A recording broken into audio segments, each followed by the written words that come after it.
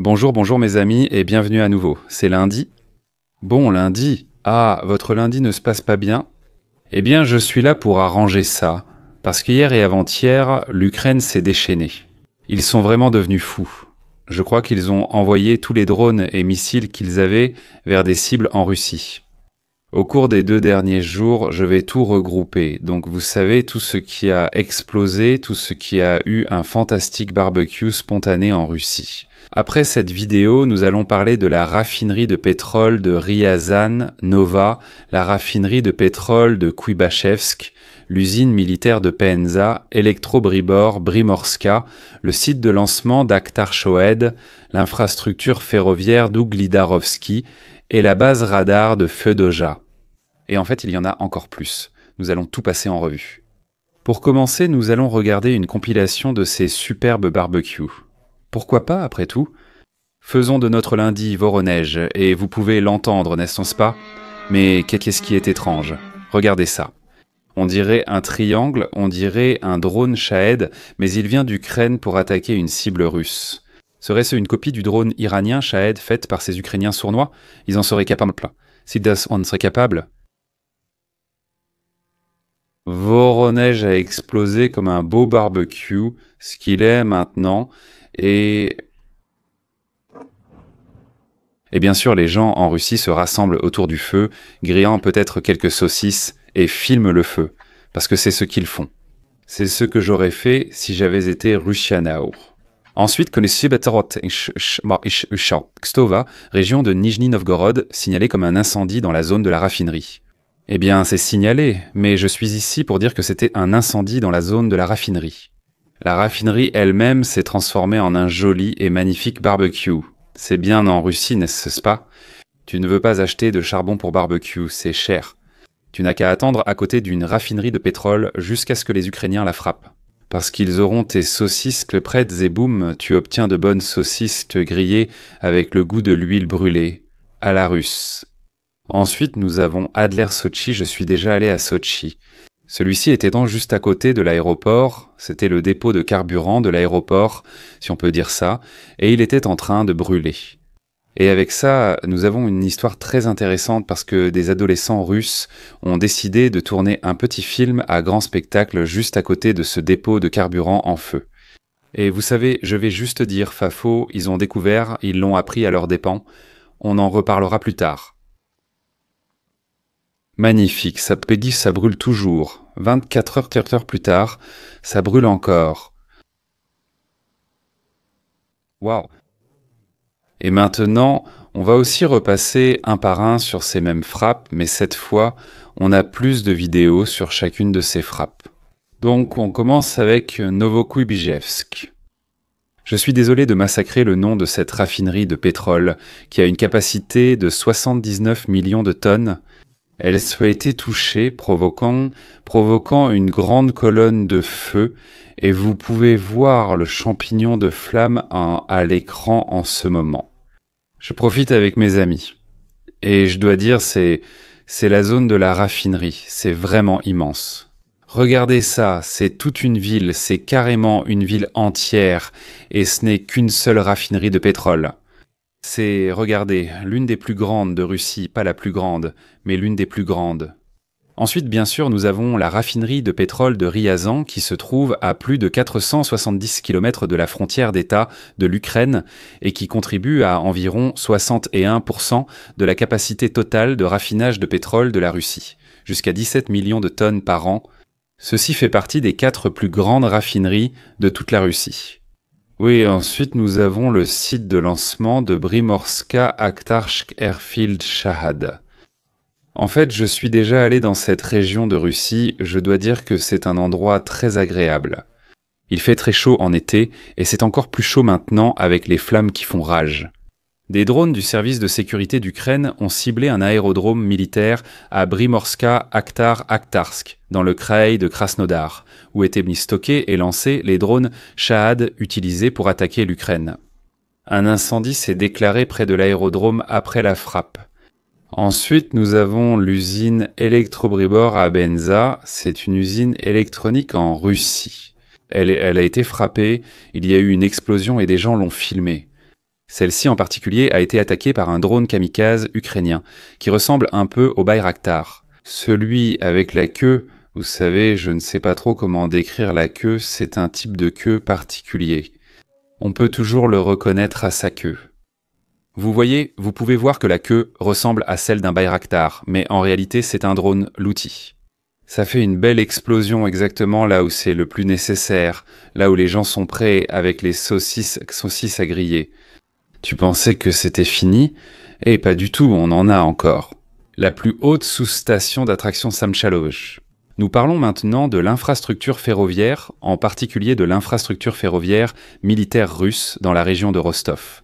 Elle a été visée par des drones d'attaque.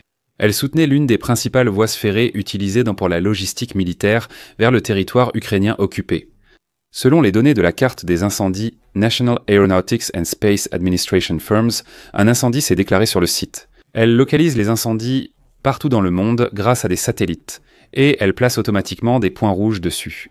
C'est magnifique parce qu'à chaque fois que les Ukrainiens attaquent quelque chose, on peut immédiatement aller sur National Aeronautics and Space Administration Firms pour voir ces points rouges. Et tu sais, il y a un incendie que les Russes prétendent avoir été causé par la chute de débris d'un drone détruit. Mais en général, on sait ce qu'il en est, c'est une cigarette mal éteinte, ce n'est toujours pas fini. Mes amis, c'est la dernière, alors soyez patients avec moi. Fedoja, j'aime vraiment ce nom. On dirait quelque chose qui vient de Narnia. La base des commerçants russes a été ciblée pendant la nuit, d'ailleurs c'est en Crimée. Il est très important de se rappeler que le site était également, selon les rapports, utilisé par les Russes à proximité de vous et des stations radar 96 L6. Et tout cela est en flammes. Combien de fois je le dis dans cette vidéo? De très nombreuses fois. Cette photo capture parfaitement la Russie et l'Union soviétique. Vous voyez ces magnifiques radômes qui coûtent une fortune et maintenant un barbecue très cher. Mais juste à côté, vous voyez des gens ordinaires vivre dans leur panielka ou khrouchtchevka, peu importe comment vous appelez ces bâtiments qui sont délabrés et presque en ruine.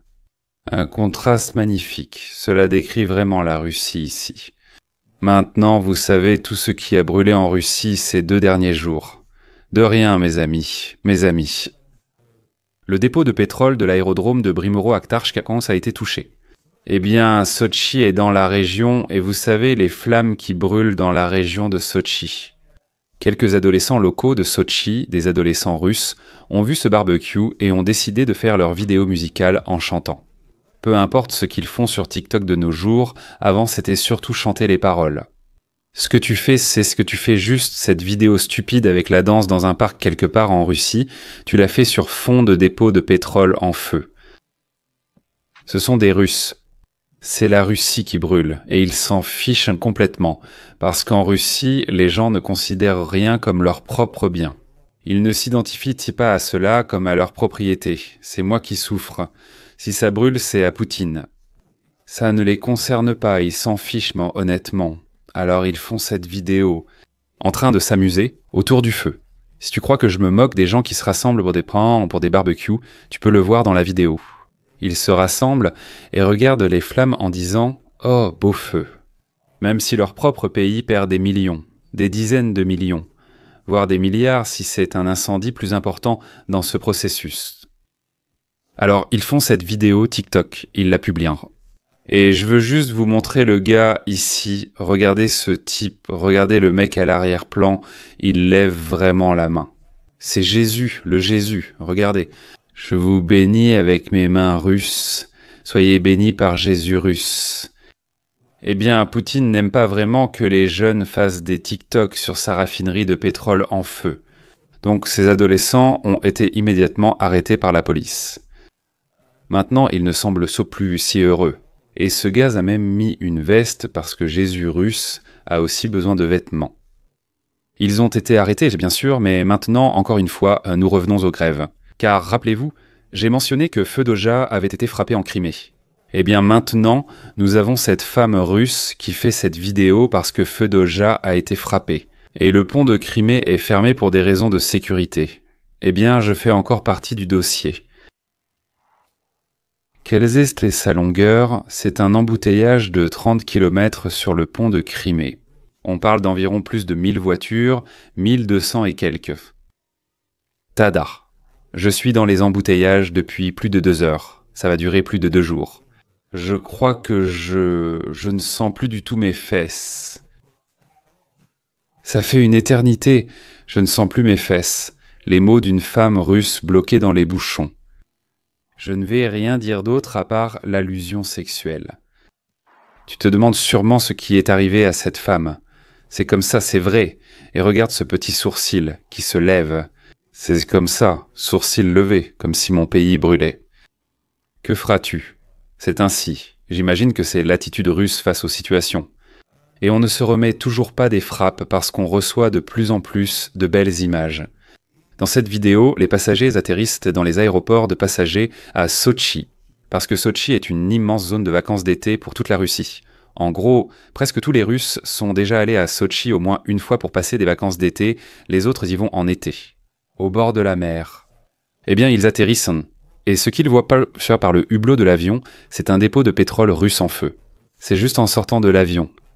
Les avions circulent, les vacances ont lieu, mais ici, vous pouvez voir, notre pays est en train de brûler, mais cela n'arrête pas nos vacances d'été.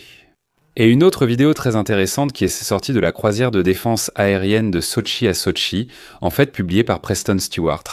Un grand salut, un gars très sympa qui fait le travail de Dieu. Voici un équipage russe de défense aérienne mobile filmé par l'une des caméras de vidéosurveillance publique de Sotchi. Ce qui est étrange car l'emplacement de ces gars devrait être secret. Mais vous pouvez les voir juste ici, en direct sur cette caméra de vidéosurveillance qui peut être consultée par n'importe qui, même les Ukrainiens. Maintenant, nous allons plonger dans une histoire parallèle très profonde, vous savez. Si vous préférez ne pas voir ces images de vidéosurveillance, cliquez sur « Passer pour les 10 prochaines minutes ». Préparez-vous à un voyage fou dans le terrier du lapin. L'équipage russe de la défense aérienne mobile ne devrait effectivement pas être aperçu. Blablabla, bla bla, mais regardez ça. Bliage Rosauter Vastok Blij-i. C'est pêche, ou vous savez Rosautor, ce qui veut dire ferme rose.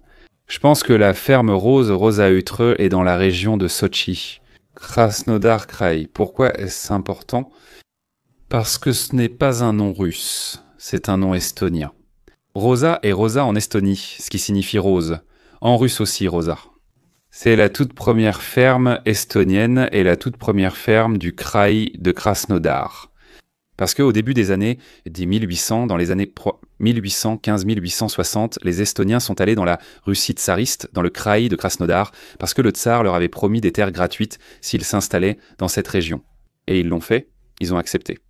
Un long cortège de personnes a commencé à partir et ils ont créé leur première ferme, Rosa Utor Rosatolu en estonien, que les Russes ont traduit par Rosa Utor. Ils étaient comme des colons. D'une certaine manière, les Russes voulaient, en quelque sorte, installer des gens dans ces zones vides. Donc le tsar leur a donné des terres gratuites, ils y sont allés et ils l'ont appelé Rosa Utar. Pourquoi est-ce important ? C'est profondément lié au patrimoine, à l'histoire estonienne et à l'histoire personnelle de ma famille. Parce qu'à Rosa Utar à Sotchi, voyons les musées d'histoire. À Rosa Utrm, qui est maintenant appelé un village, tout le village et la ville, cela s'appelle Rosa Utr, à cause de cette première ferme qui s'y trouvait. Et la maison d'Anton Hansen Tomzara, qui est l'écrivain estonien le plus célèbre qui a séjourné là-bas. C'est la maison. Et d'ailleurs, c'est l'une des toutes premières maisons que les Estoniens ont jamais construites dans cette région. Voici le musée d'Anton Hansen Domsar, écrivain estonien en Russie. Qu'est-ce que c'est que ça? Eh bien, il y a encore plus d'histoire avec ça. Le terrier du lapin s'approfondit davantage. C'est lié car cette maison est identique à celle visible en arrière-plan. Ce gaz ici avec le drapeau de l'Estonie, la jeunesse étudiante d'Estonie. Ce gaz ici, c'est mon grand-père. Il a rénové cette maison dans les années 80. Il voulait créer un pont, une connexion entre les Estoniens et les Estoniens de Sotchi qui y vivaient encore. Alors il a rénové cette maison. Un musée du plus célèbre écrivain estonien, qui a écrit l'un des livres les plus importants en estonien, Vérité et Justice. Voici mon grand-père. L'une de ses grandes réalisations a été de créer ce lien et de restaurer cette maison. Gardez à l'esprit qu'il s'agit d'une seule maison et qu'il n'y avait rien autour, car dans les années 80, c'était encore juste Rosahut, ou les Estoniens qui y vivaient. Puis dans 2011, les Jeux Olympiques de Sotchi ont eu lieu. Où? Exactement. Ici dans le kraï de Krasnodar, à Rosahutor. Et tout le village olympique a été construit de 2002 à 2011 en presque 10 ans. Et tout le village, une ville. J'y suis allé. La ville s'appelait Rosahutor, et si tu regardes ça, c'est une ville immense. Maintenant, voici ce qui se trouve juste à côté de la maison. Regarde à quoi ça ressemble. C'est presque abandonné, personne n'y vit. J'y suis allé vers 2014-2015. Ça a l'air sympa, mais il n'y a personne. Comme le village olympique est toujours abandonné et des trucs comme ça. Le truc, c'est que, à côté de tout ça, il y a toujours ça. Tamsara Mayamudgen, parce que le gars qui était responsable de la construction de tout ce village olympique était estonien. Dans l'entourage de Poutine, l'un des chefs de cabinet du Kremlin et du gouvernement au Kremlin est entièrement russe. Il est pro-russe, mais il a des racines estoniennes et un nom de famille estonien. Alors il a décidé, d'accord, tu sais, je vais préserver ce petit bout de mon héritage, donc je vais garder ce musée Tamsara Mayamudgen Tamsara. Mon grand-père a dirigé la rénovation de cette maison avec l'aide d'étudiants estoniens à l'époque. Cette histoire a été préservée à ce moment-là. Poutine a donné l'ordre de reconstruire Rosahutor et de permettre au patrimoine estonien d'y rester. Aujourd'hui, tout est Rosahutor et Estonskaya Ulitsa. C'est étrange, il ne reste presque plus d'Estoniens là-bas. Toutes leurs maisons ont été démolies par les constructeurs du village olympique avec des bulldozers. Ils ont tout rasé avec des bulldozers, sauf cette seule maison. Et maintenant, tout ce qu'il reste, ce sont les noms des rues. Toutes ces rues. Et cette toute petite maison, qui était l'une des toutes premières fermes construites là-bas, dans les années 1850, très étrange. Et maintenant, revenons à l'histoire des dépôts de pétrole incendiés à Sotchi. Nous revenons à cette équipe de défense aérienne qui a été filmée dans une zone de plage appelée Rosahutor. Je viens de vous ramener 180 ans en arrière dans le patrimoine estonien à cause d'une vidéo de vidéosurveillance. Titre de l'emplacement. C'est comme ça, fin du terrier du lapin, mes amis. Si vous êtes restés jusqu'au bout de ce terrier, je vous respecte, mes amis. Vous êtes maintenant plus riches. Sur un point, des détails très spécifiques sur l'histoire estonienne en Russie. Mais je tiens à vous en remercier. C'est pourquoi je veux nommer les membres Baïmiakov. Après ma dernière vidéo et mes vacances, de nombreux membres Baïmiakov sont partis à cause de mon absence. Je comprends et j'ai encaissé le coup, mais certains d'entre vous sont revenus et je tiens à vous remercier. Tout d'abord, nous avons Tuart qui va dire Instabuy. Il parle du livre. Il va l'acheter instantanément et vous pouvez aussi si vous le souhaitez. Merci Tuart de soutenir la chaîne en achetant le livre. Nous avons Tom van der Heide, Alana Group, Sam Spanker, Peters Babla avec le Bablo Escobar. Je suis content, et enfin, mais pas des moindres, Rollo McNally. Merci d'être devenu membre mensuel. Si vous aimez ma chaîne, faites de même. Les liens sont en description. Pour revenir à la guerre russo-ukrainienne, nous avons une vidéo d'un autre char Frankenstein russe. C'est quelque chose qui arrive très souvent. Nous recevons fréquemment des vidéos de ces nouveaux chars. Et je vais simplement vous les montrer de temps en temps pour vous montrer quelle nouvelle invention ils ont trouvée. Ça n'a pas vraiment d'importance. Il suffit d'un drone. Maintenant, c'est défendu. Il faut peut-être 5 drones, mais ça sera quand même détruit de la même façon. Celui-ci me rappelle ces insectes qu'on voit par terre qui mangent devant la poussière. Tu sais, ces petites bestioles qui mangent devant la poussière. C'est répugnant. Ce prochain sujet, une fois de plus, je ne peux absolument pas le lier à la guerre en Ukraine. Mais c'est le deuxième volcan à entrer en éruption en Russie cette semaine. Le précédent est entré en éruption après le tremblement de terre la semaine dernière. Tu te souviens? Mais c'est déjà le deuxième. Un volcan en Russie, dans la péninsule du Kamtchatka, a commencé à entrer en éruption pour la première fois depuis 600 ans. Merde. Selon les scientifiques locaux, l'éruption du volcan Krashenin-Krashenikovikov a projeté un panache de glace jusqu'à 6000 mètres dans le ciel. Ils disent donc qu'il n'y a aucune menace pour les villages voisins. Pourquoi? Parce qu'il n'y en a tout simplement pas. C'est le Kamtchatka, c'est la Sibérie de l'Extrême-Orient, il n'y a vraiment rien là-bas. Mais les prises de vue aériennes de cela sont vraiment, vraiment impressionnantes. Je voudrais encore dire que Dieu punit la Russie, mais aucun Russe ne souffre réellement à cause de ce volcan. Donc je ne peux même pas dire ça. Et pour finir, chers amis, ce n'est pas terminé. Mais le 2 août en Russie a toujours été, et l'Est depuis des générations. La journée des parachutistes, troupes aéroportées ou journée des troupes aéroportées. Respecter ces troupes aéroportées, leur héritage de la Seconde Guerre mondiale, et maintenant les nouvelles générations. Aussi parce que les troupes aéroportées sont comme une élite en Russie. Ou peut-être plus vraiment aujourd'hui. Ils sont nuls, mais ils l'étaient autrefois, et ils se considèrent toujours comme tels. Que font vraiment les Russes se louer qu'en ce jour-là? Et je ne plaisante pas, tu pourrais penser que je me moque de la Russie, mais regardons simplement les vidéos. 2 août parachutistes en Russie. Tu comprends vraiment qu'ils célèbrent parce qu'ils ont, ce genre de dinde, ou peu importe la couleur de ce chapeau. Et ce t-shirt de parachutiste, c'est la combinaison du parachutiste. Tu les reconnais toujours à ça. Quoi? Que fait ce parachutiste pour célébrer la journée de... Tu sais, pour respecter leurs ancêtres et l'héritage des parachutistes? Il boit dans la flaque d'eau. Oui, parce qu'il est vraiment ivre. Qu'est-ce qu'ils font? Ils se saoulent complètement ce jour-là et ils s'en fichent totalement. Voici la puissante armée russe, les forces les plus élites. Aujourd'hui, le 2 août, Mariupol célèbre la journée des troupes aéroportées, une fois de plus. Et regardez ces zéros derrière, la charge des troupes aéroportées. Biryot. Avec ce ventre à bière, on va tout affronter. En avant, aucun retour en arrière. Regardez ces forces spéciales. Oh, il y en a un autre. Regardez ce type. Beamevsdurs.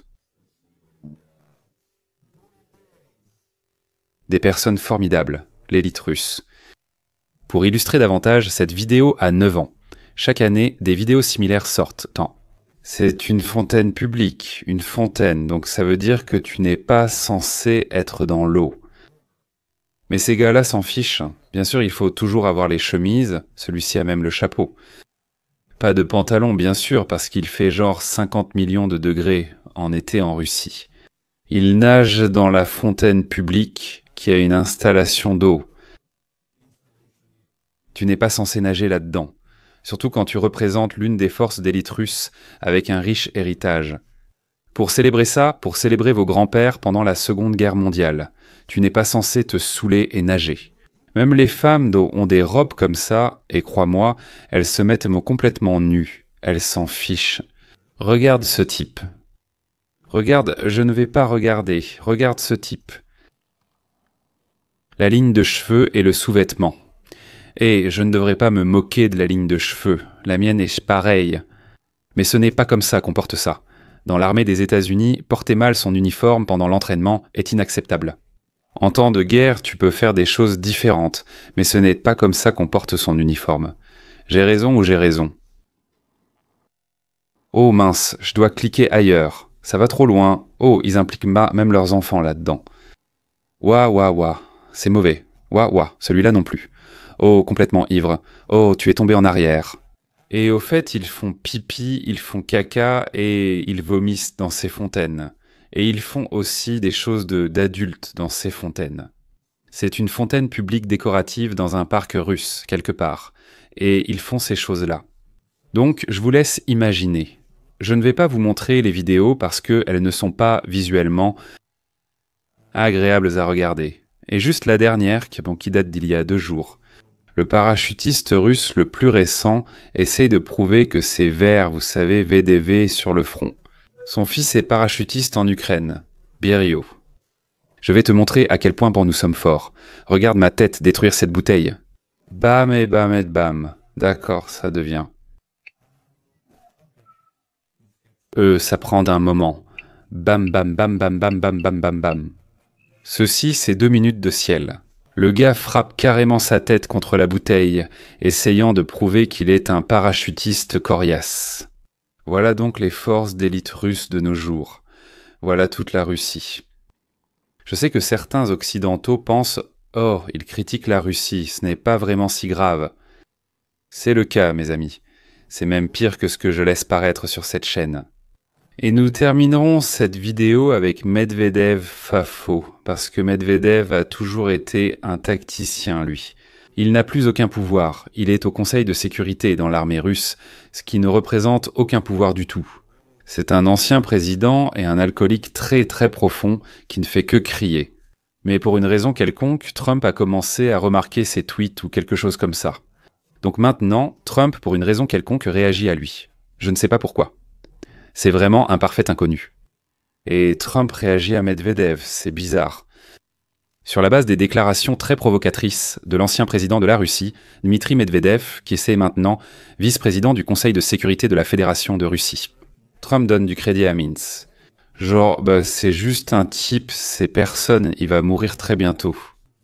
Aucun pouvoir. J'ai ordonné le positionnement de 2 sous-marins nucléaires dans les régions appropriées au cas où.